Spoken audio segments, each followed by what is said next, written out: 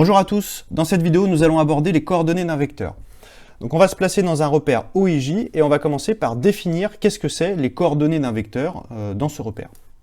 Donc la définition c'est la suivante, on considère un vecteur U, n'importe lequel, et en fait pour définir les coordonnées du vecteur U, on va utiliser un point. Ce point, ça va être le point M tel que OM est égal à U. Donc ça veut dire on va représenter le vecteur U mais en partant de l'origine du repère. On va obtenir un point M au bout de la flèche. Et donc les coordonnées du vecteur U, par définition, ça sera tout simplement les coordonnées de ce point M qui se trouve au bout de la flèche. On va faire un exemple. On a un vecteur U qui est représenté ici.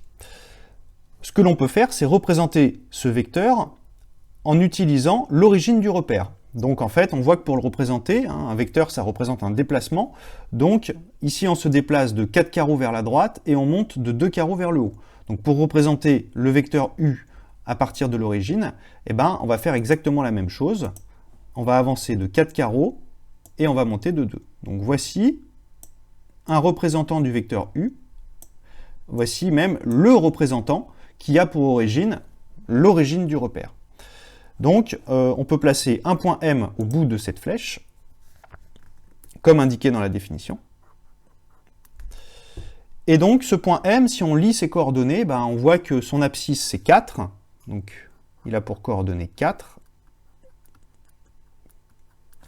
Et il a pour ordonnées 2. Donc, les coordonnées du point M, c'est 4 et 2. Et donc, bah, par définition, dans ces cas-là, les coordonnées du vecteur U, ça va être aussi 4 et 2. Mais pour faire bien la distinction entre le point M qui indique une position et le vecteur U qui indique un déplacement, les coordonnées, cette fois-ci, on va les mettre en colonne. Voilà. Donc ça, c'est pour la définition. En pratique, on utilise plutôt la méthode suivante. Lorsqu'on est dans un repère qui est orthonormé, donc là c'est le cas, on peut lire graphiquement les coordonnées d'un vecteur en utilisant le principe suivant. La première coordonnée donne le déplacement horizontal. Donc là on voit qu'on a avancé de 4 carreaux.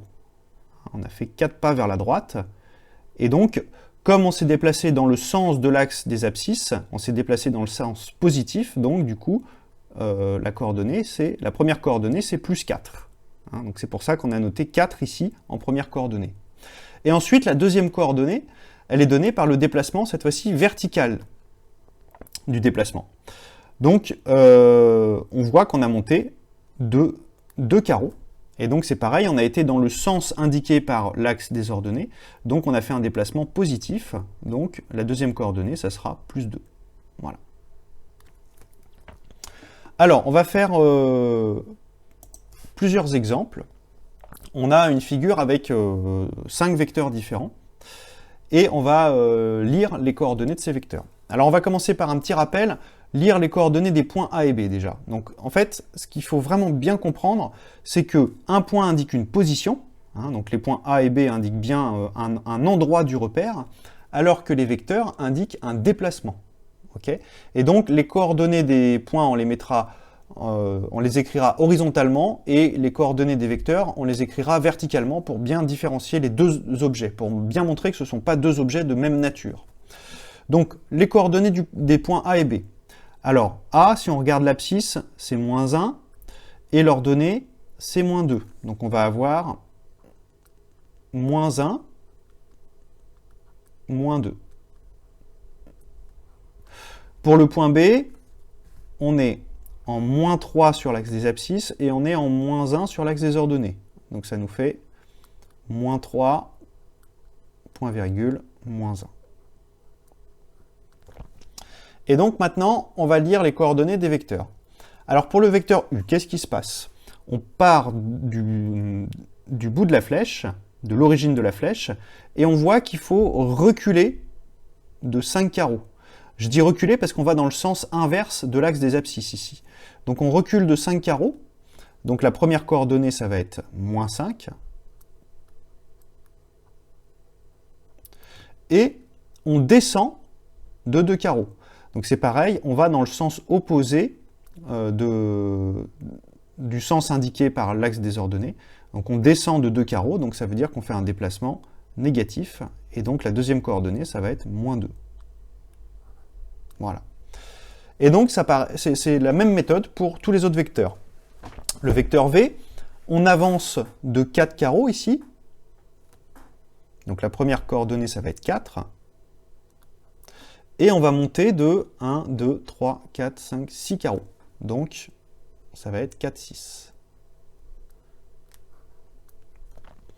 Le vecteur W, on recule de 4 carreaux. Donc du coup, moins 4. Et on descend de rien, on monte de rien. Le vecteur est horizontal, donc la deuxième coordonnée, ça va être 0. Il n'y a aucun déplacement vertical. Pour le vecteur S, on avance de 4 carreaux.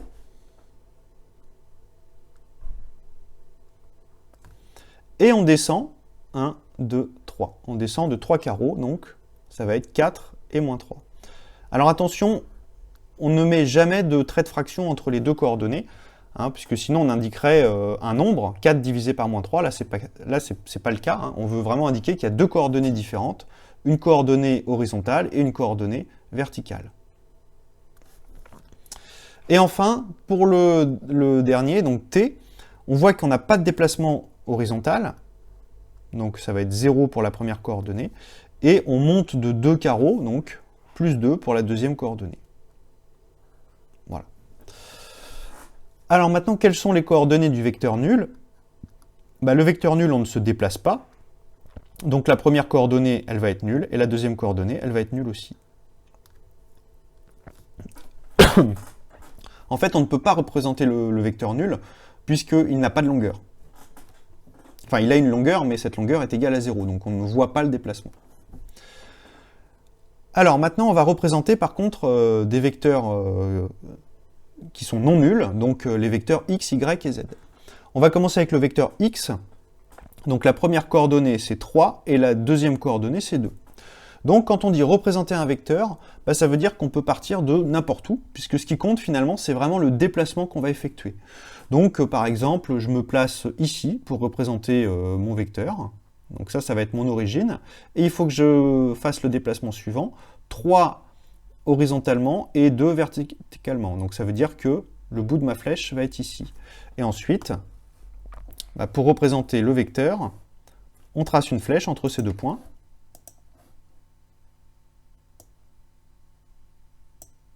Voilà. Et on indique bien, avec l'extrémité de la flèche, dans quel sens on parcourt le trait qui est tracé. Donc ça, c'est le vecteur x.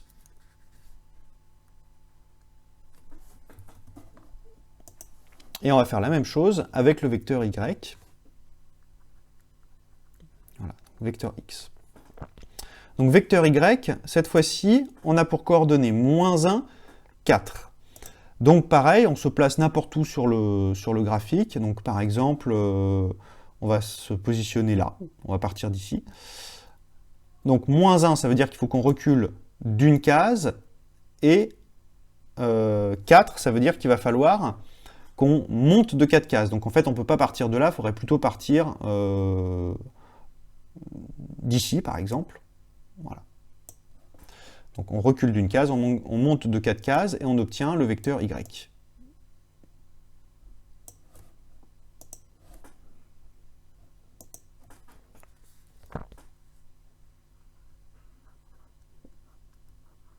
Voilà, on aurait pu partir d'un autre point, l'essentiel c'est que ça tienne dans le graphique. Alors maintenant pour le vecteur z, donc les coordonnées sont 2, moins 3, donc ça veut dire qu'il va falloir qu'on avance de 2 cases et qu'on descende de 3 cases. Donc on peut partir par exemple d'ici. Voilà, hop. Voici notre vecteur z.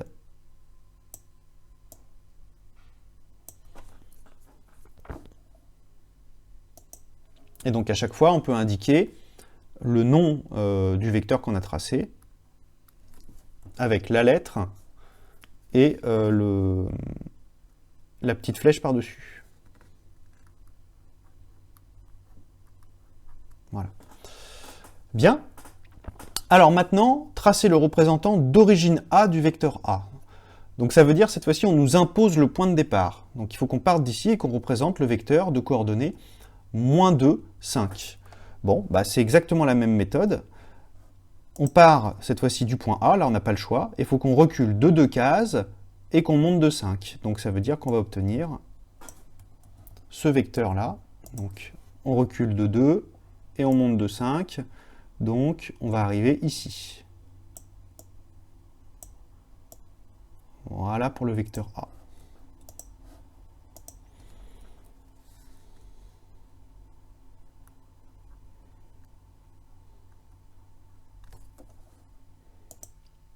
Donc dernier vecteur à représenter, cette fois-ci on nous donne l'extrémité du vecteur. Donc ça veut dire qu'il faut qu'on représente le vecteur B, mais il faut que cette flèche arrive sur le point B.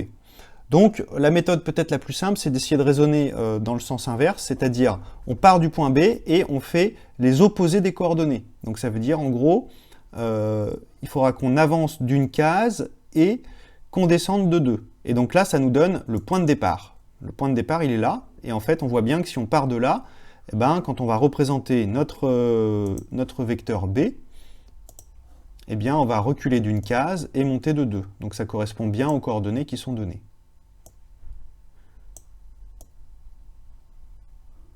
Voilà. Donc, ici, on vient de dessiner le vecteur B.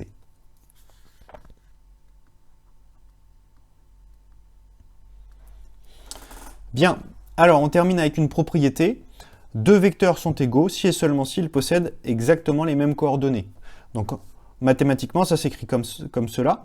Si U est de coordonnées xy et V est de coordonnées x', y', alors ces deux vecteurs sont égaux. On peut mettre l'égalité entre ces deux vecteurs. Si et seulement si, bah, la première coordonnée est égale sur les deux vecteurs, donc x est égal à x', et la deuxième coordonnée est égale, y est égal à y'. Bien, donc voilà, pour conclure cette vidéo, ce qu'il faut retenir dans la lecture graphique des coordonnées d'un vecteur, la première coordonnée, elle traduit le déplacement horizontal, et la deuxième coordonnée traduit le déplacement vertical. C'est la fin de cette vidéo, merci de l'avoir visionnée. Tu pourras trouver davantage de ressources sur ma chaîne ou sur mon site internet www.zmat.net. À bientôt!